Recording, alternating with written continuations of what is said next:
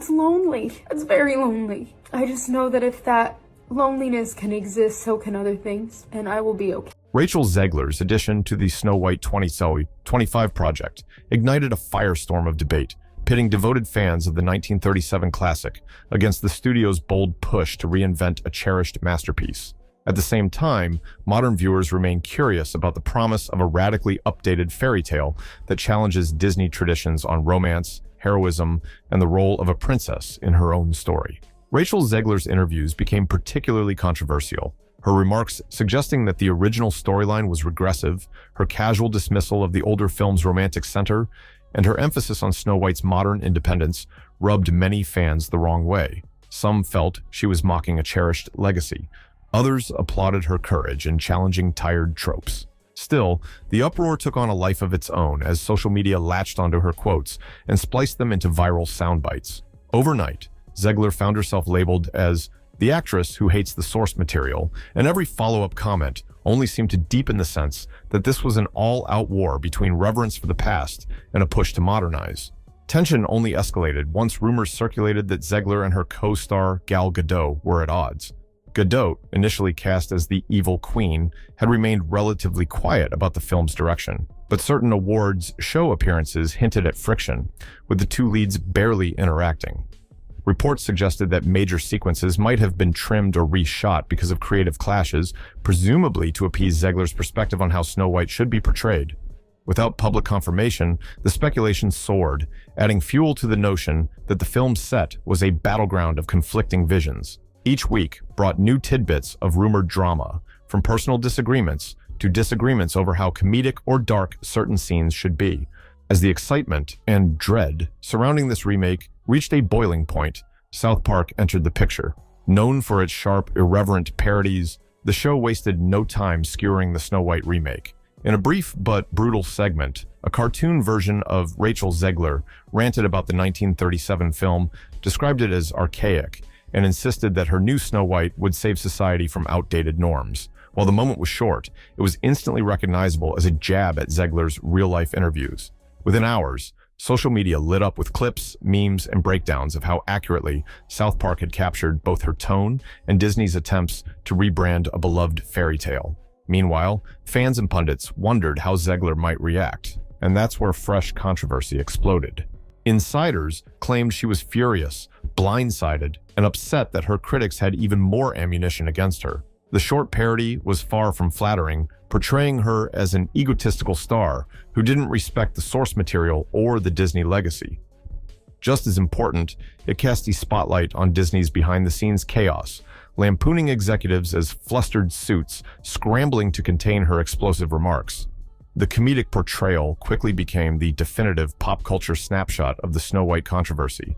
It magnified every existing complaint about the film's direction and the star's public comments. Now, it wasn't just a debate about whether the film disrespected a classic. It was about whether Rachel Zegler herself had become the face of Hollywood's obsession with rewriting old favorites. Disney, which was already on shaky ground with recent underperforming releases, found itself in a precarious position. Bob Iger's return to the helm was meant to stabilize the company, but the meltdown around Snow White added new headaches to a list that included Marvel's diminishing returns, Star Wars fatigue, and a wave of canceled projects.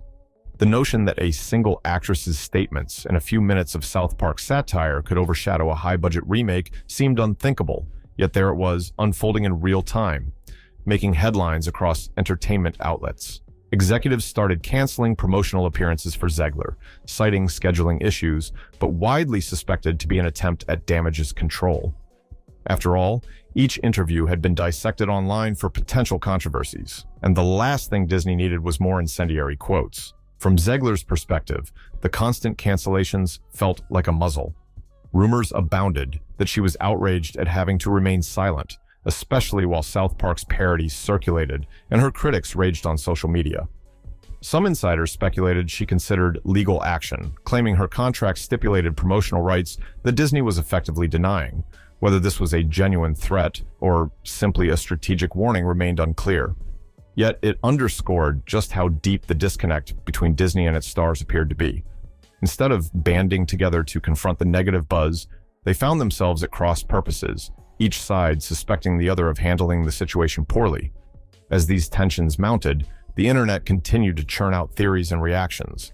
Defenders of Zegler pointed to the original film's more outdated elements, believing a modern makeover might be necessary. They questioned why a prince who kisses Snow White without her conscious consent, the classic romance being archaic, struck many as dismissive of the movie's fundamental allure. That friction between generational views on storytelling became a microcosm for the entire debate. Is it possible to update a classic without alienating fans who cherish it for what it was? Meanwhile, fans who had never engaged with the Snow White conversation found themselves drawn in by the spectacle of Rachel Zegler's meltdown, or at least the meltdown the internet imagined her having. Memes circulated mocking her alleged fury. Critics dredged up older interviews to further prove she never loved the original material. Supporters insisted that quotes had been taken out of context, strung together in ways that exaggerated her tone. No matter where one stood, the frenzy overshadowed any genuine discussion of how the film might actually play out on the screen. Even the cast, beyond Zegler and Godot, was overshadowed. The production's approach to the dwarf characters, rumored to be a more diverse lineup, was overshadowed. All that remained was the hype around potential failure. As with any major controversy, the question soon became, could Snow White recover? Could strong visuals, good performances, or a captivating retelling overshadow the months of negative press, social media outrage, and comedic scorn? In some cases, a film beset by bad buzz turns out to be surprisingly good, drawing audiences who initially tuned in to watch the train wreck but ended up entertained. Disney was presumably banking on the brand power of Snow White, hoping that enough families or curious viewers would show up for a fairy tale spectacle, regardless of the drama swirling around it. But each new tidbit of rumored backstage feuds, hush-hush reshoots, or marketing changes chipped away at confidence that the final product could meet the lofty expectations Disney once had. Even as the release date inched closer, the meltdown showed no signs of stopping. Every canceled talk show, every rumored edit, and every cryptic social media post fed the cycle. People who normally wouldn't pay much attention to an upcoming Disney remake found themselves rubbernecking at the drama. South Park, having done its job once, loomed in the background, ready to strike again if new comedic material presented itself. Some fans jokingly suggested that the show could release an entire mini-series chronicling the meltdown from announcement to final cut. Others jokingly speculated that the only way to calm the noise might be for Rachel Zegler to appear on South Park itself in a cameo, effectively deflating the parody's sting. That, of course, seemed unlikely. Yet there was a glimmer of hope in all the pandemonium. Sometimes, negative chatter can generate curiosity. Audiences might show up just to see how wildly different the new Snow White is from the beloved original, or to figure out if Zegler's performance is really as dismissive of classic tradition as critics claim. Curiosity can translate to ticket sales, and for Disney, that might be enough to salvage the project, at least financially. However, the risk is that curiosity alone won't foster positive word of mouth. If the film fails to deliver an engaging experience, or if it significantly alters the core appeal of Snow White without something equally magical to replace it, then all the hype might collapse into one more example of a miscalculated Disney live-action remake. No matter which outcome eventually prevails, the meltdown has cemented itself as a landmark moment in modern entertainment news. Disney's carefully curated brand took a visible hit, forced to absorb jokes from a show that thrives on flustering major studios and celebrities. The star at the heart of it all became a lightning rod, criticized by some for not respecting an animated gem that shaped an entire generation's childhood, while praised by others for daring to question age-old fairy tale tropes. Fans who once saw Snow White purely as an innocent, timeless story now see it caught in the crossfire of cultural debates on progress, representation, and the evolving role of romance in narratives for younger audiences. Perhaps the final film will address these issues gracefully. Perhaps not.